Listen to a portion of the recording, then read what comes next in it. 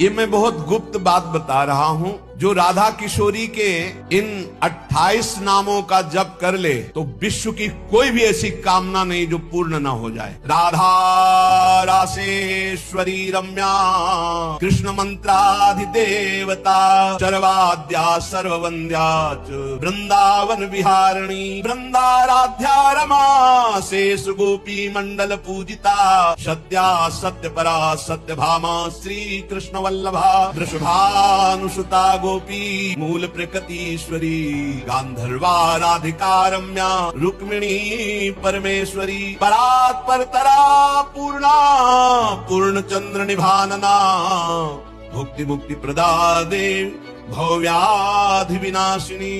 ये 28 नाम है अनुभूत। इनका जो पाठ करे, चाहे लौकिक कामना चाहे परलौकिक कामना, बहुत जल्दी आपको परिणाम दिखाई देगा।